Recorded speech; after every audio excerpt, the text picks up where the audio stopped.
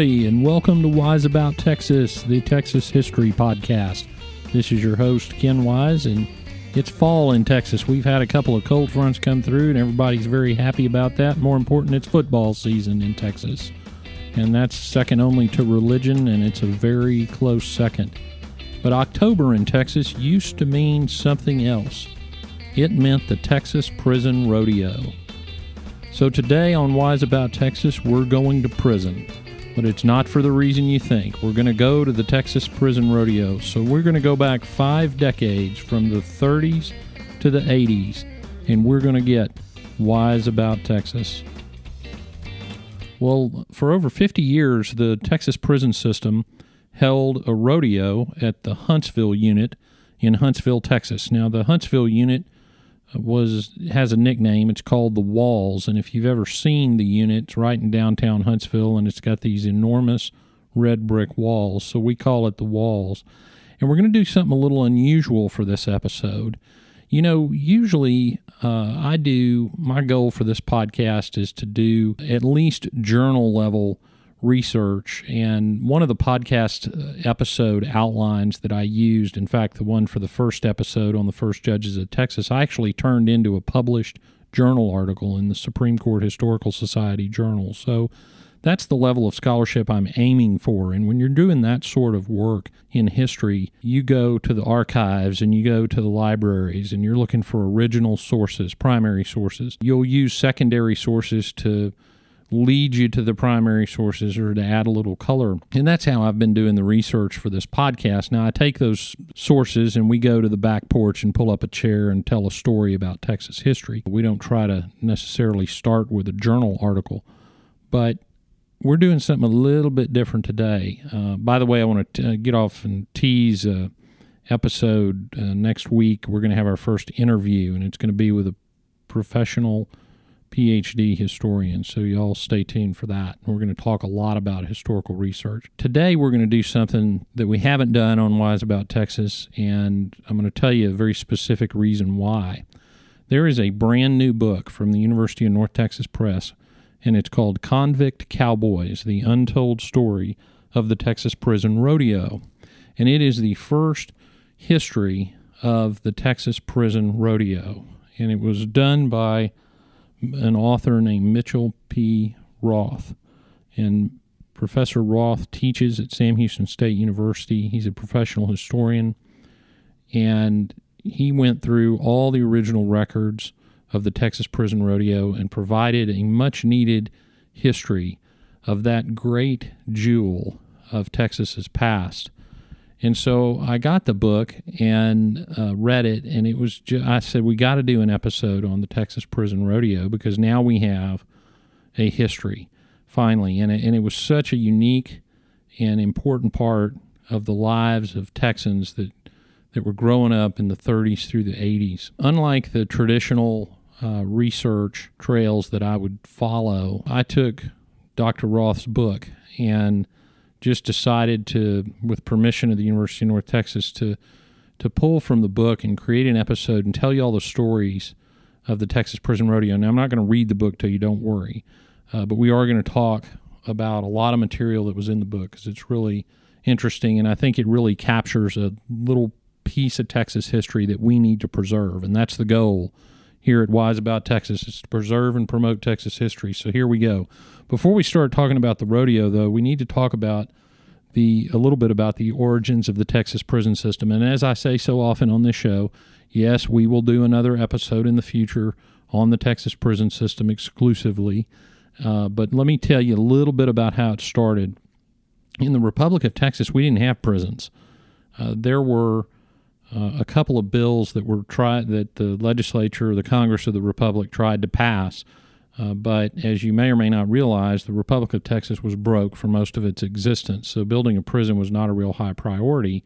And the felons that would normally go to prison were just housed by the counties in the county jails. They couldn't get a bill through the Congress to pay for a prison system. There was finally a bill passed in 1846 to fund a prison system, but then, of course, the Mexican War broke out, so that provided a little interruption to that process.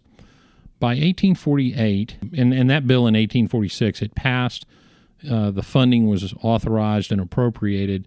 The war interrupted the execution of it and the building of the prison. Well, in 1848, they started to build the prison, and they selected Huntsville, Texas, which I guess you would describe Huntsville as being on the western edge of East Texas. They finally got the prison started in 1848, and the first prisoner arrived in 1849. It was appropriately a horse thief convicted out of Fayette County. You know, it's funny, I talked in a couple of episodes, I've talked about the first court in the Republic of Texas, which was convened in Houston in 1837, and the first trial in the Republic of Texas was for the theft of a pig.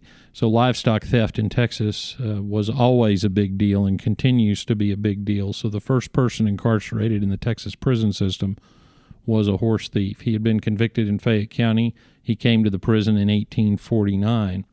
Now, I've visited the Walls unit, and being a judge, you know, you can get a tour of the prison since many of my customers are there. So I've been up to the Walls unit, and the original prison building still stands. It's been encapsulated by another structure, a building that was sort of built around it, but the original cells are still there. And what's interesting about them is they face north, and when they were originally built, there was just a canvas tarp that they would put over the bars. They were essentially exposed to the elements. So that's the sort of punishment that made prison pretty tough back then. In the mid-1800s, after the prison got up and running, they started the prison industries, which was a big deal in the Texas prison system, and it's still a very important part of it, where the inmates would make certain things. They'd gin cotton, they'd grow cotton, there was agriculture. Everybody talks about them making license plates, which they still do. They would make mattresses at the walls. They would make all sorts of things. Very interesting. They make office furniture. There's a whole catalog you can get from Texas Prison Industries where you can order office furniture and such as that. Now, I'm not sure how public that is. I don't think it's exclusive to state agencies, but you can look up Texas Prison Industries. One of the phenomenons in recent years that we've had, or at least I thought it was in recent years, was the notion of private prisons, where private companies would contract with the state to house inmates, and we call those private prisons, but that's actually not a new idea. Starting right after the Civil War, about 1867, the prison system would lease convicts to work in private industry. So you could come to the prison system as a company, like the railroads did, and say, we want to lease a bunch of workers, a bunch of prisoners. Well, and for 6 years, there was a firm in Galveston that leased the entire prison system. Now, I didn't delve down into those records, but I'm not sure that they administered the prison system, but they leased the entire prison system, and I would imagine that was all the convicts. Two other individuals out of Guadalupe County, Seguin, the county seat, they leased the entire prison system for another 5 years. Well, the convict lease system was finally ended in 1910, and you can imagine in our 2016 years how that sounds when you're leasing convicts to private industry. The legislature put a stop to that in the early 1900s. In 1930, the Texas prison system got a new general manager, and his name was Marshall Lee Simmons. The prison system was in some serious financial trouble. Prison budgets in Texas are always an issue. They are still an issue in 2016. We're coming up to a 2017 legislative session, and I guarantee you prison funding is still going to be an issue.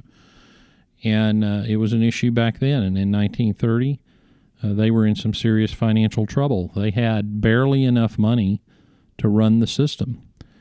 They had no money for what were considered extras. Now, here are things that are considered extras.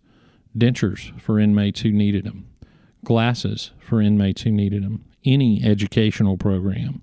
They couldn't fund any of that. Recreational opportunities for the convicts. They didn't have any money for any of that.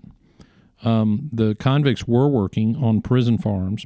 There was a massive prison farm system where they raised their own food and livestock, and that provided some activity for the prisoners. And one of the theories in the science of penology is keeping the convicts active while they're in prison. And Simmons agreed with that and wanted to keep them occupied. So he thought that a rodeo might be a good way to do that. That would provide something for the inmates to look forward to.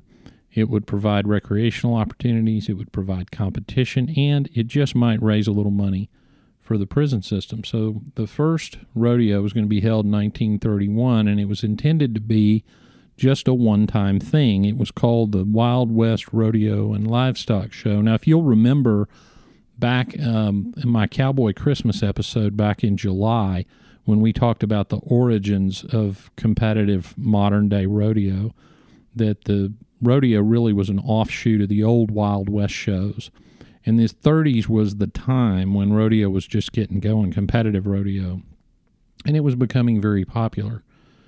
And so 1931, they decided we're going to have a Wild West show, Wild West rodeo and livestock show. And they were going to show the livestock that the prisoners had raised and such as that.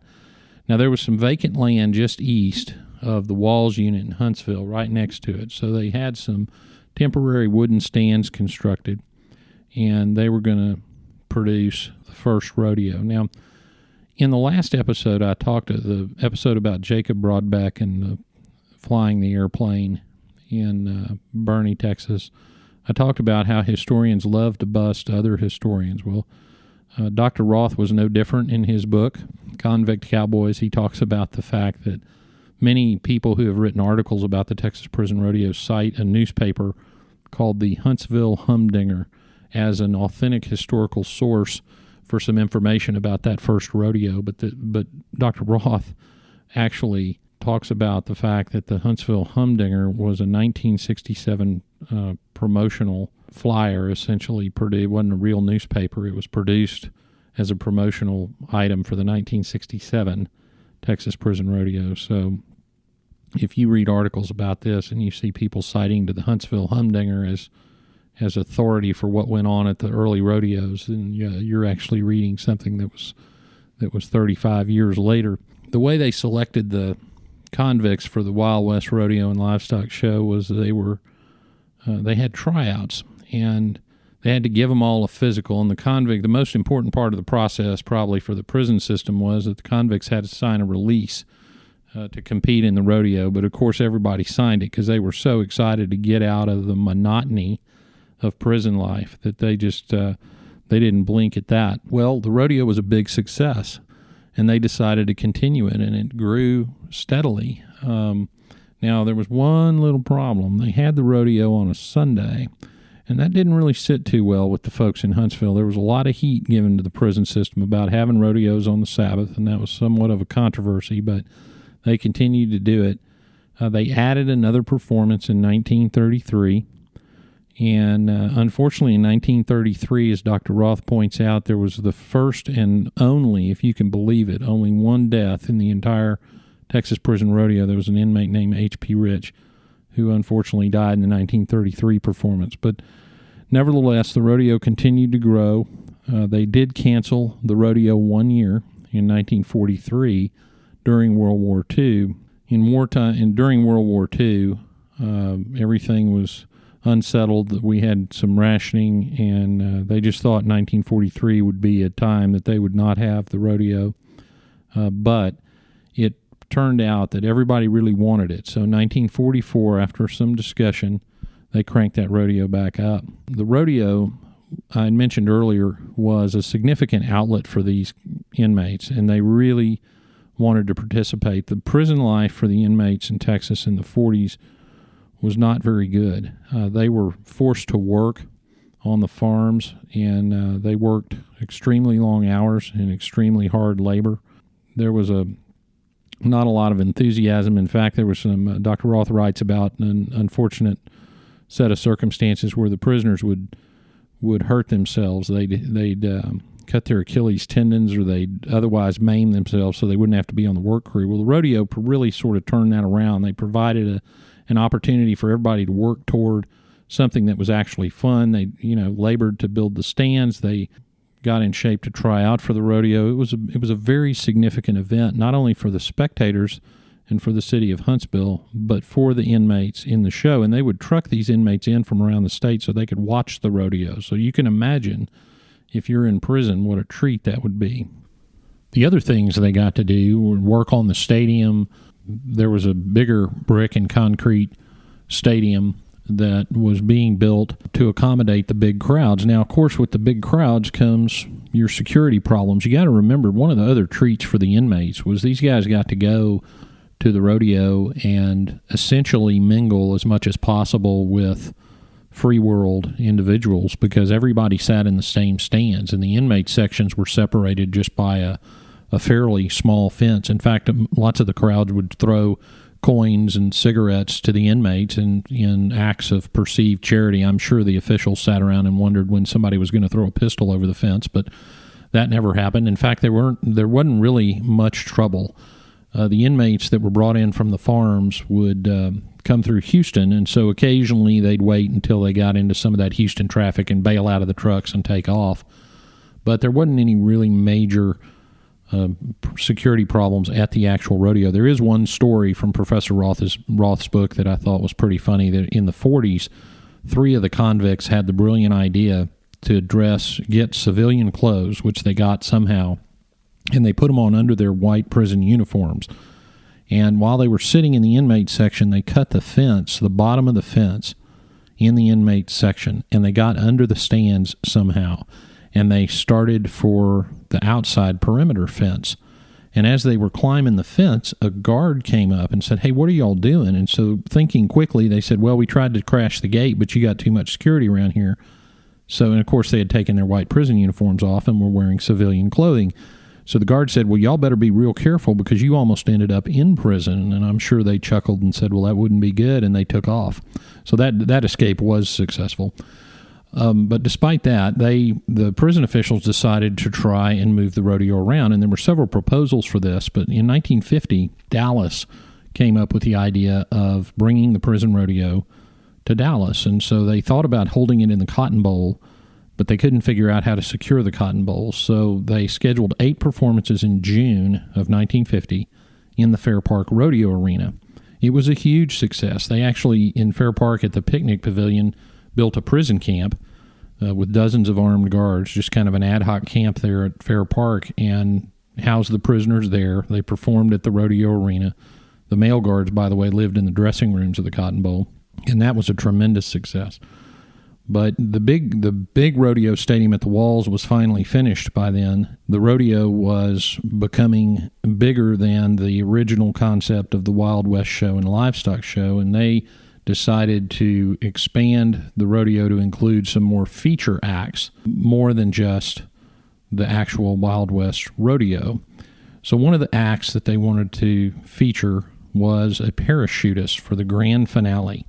So for the 1953 show, they added a parachutist, and a parachutist was an inmate named Barney Thurman, who had been a paratrooper in World War II before he decided to turn to check forging when he came back, and he was in prison for check forging. And the prison, by the way, had him working as a bookkeeper, so I'm not sure how good an idea that was. But anyway, that's what he was doing. So Barney Thurman signed up to be the paratrooper for the grand finale of the 1953 show. Now, his practice jump turned out pretty well. When he went for his practice jump, he landed within dozens of feet of his target in the rodeo arena, so that went well. On his first jump, and during an actual rodeo performance, and his jump was supposed to be the grand finale, he didn't quite make his target. He landed on a brand new Cadillac that was parked about a block away from the Walls unit, so that didn't work out too well for him or the Cadillac. Well, the second performance, he got a little closer, and he landed right outside the gates to the rodeo arena. A little bit closer, still not exactly where they wanted him. The third performance was the worst. So this is week number 3, jumps out. He lands in a pine tree near Oakwood Cemetery, and that's, of course, where Sam Houston is buried, and that's about a mile north of the rodeo arena, at least a mile. So that was a big miss. And his last chance, they had 4 performances that year. So the last jump, he ends up landing on 10th Street, which is about 2 blocks from the rodeo arena. So that didn't really work out too well. And the next year, they still wanted the parachute jump. Now there was a flood of applications coming in from the inmates to be the parachutist. The prison officials picked Bill Kennedy. Now, Bill Kennedy also happened to be a forger. So I'm not sure what's going on with people that like to jump out of airplanes, also like to forge checks, but something was going on. Anyway, well, this didn't work out. Bill Kennedy turned out not to quite, I don't know what he might have forged his application, because his first try at the parachute jump, he landed by the Huntsville High School, which is a few blocks away. And then the other two jumps, the next 2 weeks, he claimed he was ill and couldn't jump. Then on his fourth jump, he couldn't make the jump. He got in the airplane, but his parachute opened inside the plane. Now, to me, that sounds like Mr. Kennedy pulled the ripcord a little early, but that's just my thought. I don't think he wanted to jump after that first one. The inmates, of course, coming to the rodeo had a great time. They weren't about to try to cause a lot of trouble, but sometimes they did get a little aggressive with the performers. There was a story that in Convict Cowboys about an inmate doing a multi-decade sentence. His name was Bill Garrett, and he was a rodeo clown, and he was nicknamed Snuffy. And the reason he was nicknamed Snuffy was that he had tried to claim that he was an heir to the W. Garrett snuff fortune, but didn't get anything out of it except a nickname. I guess he got an A for effort. Well, one day Snuffy was performing, and he ran right into the stands and right up to the governor of Texas, who at that time was Alan Shivers. And he had a Christmas stocking in his hand, and he stuck it out to the governor. He said, "Governor, put that pardon right there in that Christmas stocking for Christmas morning." And then he jumped out and headed right back down to the arena. So security wasn't quite as tight as it could be, but the rodeo continued to be a success into the 60s. Of course, 60s in the South and in Texas was a time of desegregation in the civil rights era and eliminating the Jim Crow laws. And interestingly, the prison rodeo had been desegregated since 1931. So it was one of the only aspects of society in the South that was desegregated. And I thought that was an interesting fact. And the prison system was still segregated, but the rodeo was not. The other thing that was interesting about the prison rodeo was they had a lot of the traditional rodeo events, but they also had some non-traditional rodeo events. One of them was chariot races, which I think are just great. We have chuck wagon races. That's kind of a traditional rodeo event now, but the chariot races were interesting because sometimes the chariots were pulled by wild bulls, so you can imagine what that must have been like. They had wild mare milking. There was a great story in Dr. Roth's book about the one guy trying to cheat at the rodeo by bringing a milk-soaked sponge out to the wild horse milking contest. But the all-time favorite of all the Texas Prison Rodeo fans, and if any of y'all listening had been to the Texas Prison Rodeo, was the Hard Money event. The Hard Money event got the Texas Prison Rodeo its reputation as a tougher-than-nails rodeo, and a lot tougher than others. The way you have a hard money event is you take a bull, a bucking bull, and they tied a Bull Durham tobacco sack between its horns, and they'd put some money in the sack. And sometimes the fans or the star performer who was performing at the rodeo or somebody would put a little extra money in that sack. And then they'd get a bunch of inmates out there, and they called them red shirts because they all wore red shirts. They'd get out there. That bull would have that tobacco sack tied between its horns, and they'd hit it with that cattle prod a couple times and get it out of the chute into the arena right there with the inmates, and the inmates would try to get that sack off its horns. So you can imagine what kind of mayhem that was and what kind of danger it was. But it was a good deal if you grabbed that sack, because that money would go a long way in the prison commissary. The TPR certainly was a tough rodeo, and Dr. Roth points out that one inmate in particular, this was a great quote from an inmate named Glenn Gustafson. Gustafson competed 16 years in the Texas Prison Rodeo, and somebody was interviewing him and asked him if it had been worth it, and here's what he said, quote, "Well, I've been kicked, stomped, bruised, and battered, had my ribs, nose, and arm broken. But after all, a guy's got to have a hobby," close quote. So that's a cowboy right there, and I think Gustafson probably summed it up for most of the prisoners that competed in the rodeo. They needed a hobby, and the Texas Prison Rodeo provided it. Well, one of the other features of the prison rodeo was the celebrity performers. That was an addition that they thought would really up their game and attract more people to the show. Some of the celebrity performers that came to the rodeo would come just to make an appearance. John Wayne came to the prison rodeo. James Arness, who played Marshall Dillon on Gunsmoke, came to the rodeo. It was very popular. One of the most popular was Dan Blocker, who played Hoss Cartwright on Bonanza. And then one interesting fact that Dr. Roth reveals about Dan Blocker is he was scared to death of horses. They had to find this just gentle horse that he could ride. So I'm not sure how that worked on the set of Bonanza, but that was just a little tidbit. One of the most popular performers was actually a former inmate of the prison system. It was a female, and her name was Juanita Dale Slusher. Her stage name was Candy Barr, and she was a burlesque dancer from Edna, Texas. She went into Goree Prison, which at that time in the 50s, she went in 59. At that time, Goree was a woman's prison. Now it's mixed, but she agreed to perform at the rodeo in exchange for a job in the prison library while she was an inmate, which must have been, a pretty easy job. And she performed at 3 rodeos, and she even came back after she made parole. She came back and performed. She was very popular. Another frequent celebrity visitor was Dizzy Dean, who was good friends with the then prison director Pete Caulfield, and he was a very popular attraction. He always said that the prison rodeo wasn't the most sophisticated rodeo, but it was the roughest and the finest. So I guess that sort of describes Dizzy Dean himself.